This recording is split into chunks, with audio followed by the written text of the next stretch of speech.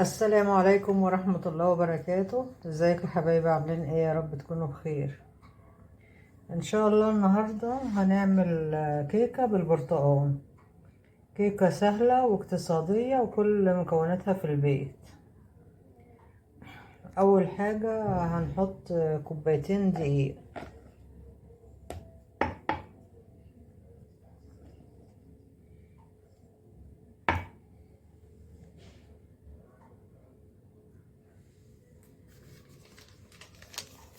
وهنحط بيكنج باودر. انا بجيب كيكة الشيف.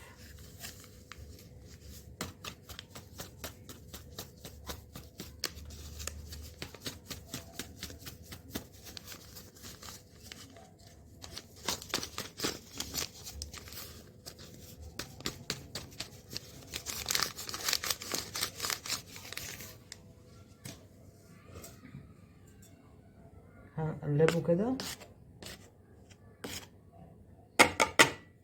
هنجيب الخلاط بقى ونحط فيه المكونات. ودلوقتي يا حبايبي هنجيب الخلاط وهنحط فيه كوباية عصير برتقال، وهنحط كوباية سكر،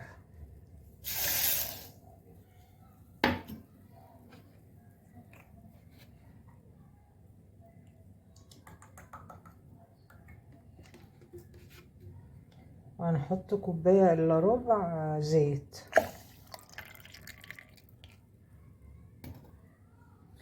وهنحط بيضتين،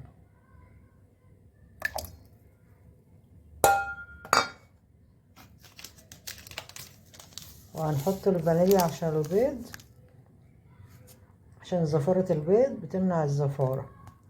وهنضربهم في الخلاط ونرجع مع بعض.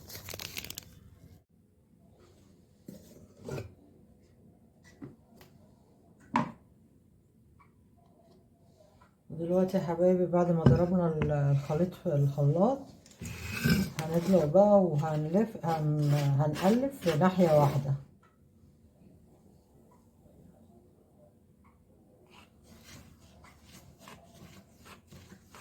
هنقلب في اتجاه واحد.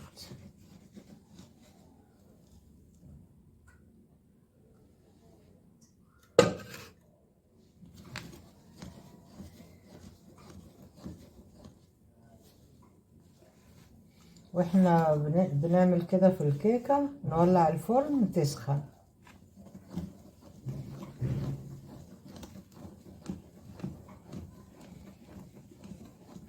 كيكة سهلة ما بتاخدش وقت واقتصادية وكل الولاد بتحبها. تقلبي في اتجاه واحد كده.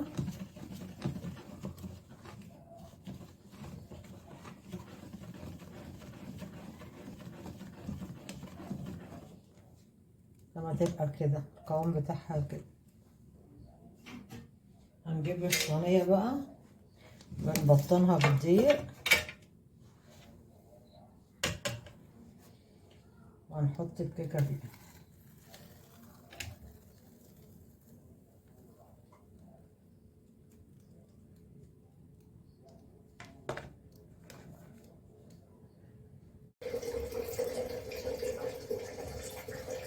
اهي يا حبايبي الكيكة بعد ما قلبنا الدقيق في الخليط في اتجاه واحد هنحطها كده في الصينية وهنولع الفرن على درجة 180. ما نفتحش الفرن قبل نص ساعة عشان ما تهبطش. هدخلها الفرن بقى واوريها لكم. ودلوقتي يا حبايبي هنجيب الخلاط وهنحط فيه كوباية عصير برتقال، وهنحط كوباية سكر،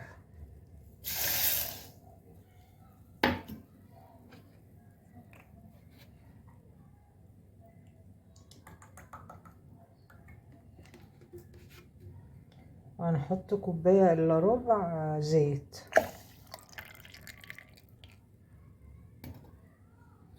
وهنحط بيضتين،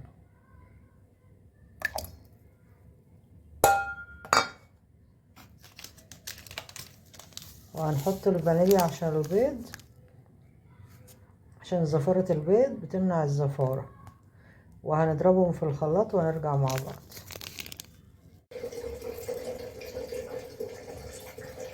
اهي يا حبايبي الكيكة بعد ما قلبنا الدقيق في الخليط في اتجاه واحد، هنحطها كده في الصينية وهنولع الفرن على درجة 180. ما نفتحش الفرن قبل نص ساعة عشان ما تهبطش. هدخلها الفرن بقى واوريها لكم.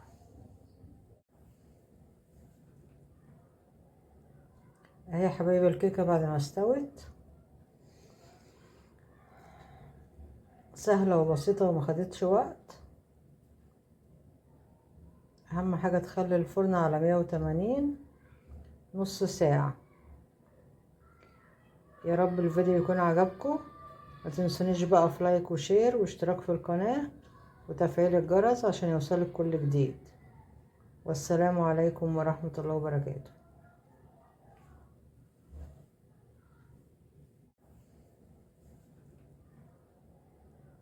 اهي يا حبايبي الكيكة بعد ما استوت، سهلة وبسيطة وما خدتش وقت. اهم حاجة تخلي الفرن على 180 نص ساعة. يا رب الفيديو يكون عجبكم. ما تنسونيش بقى في لايك وشير واشتراك في القناة وتفعيل الجرس عشان يوصلك كل جديد.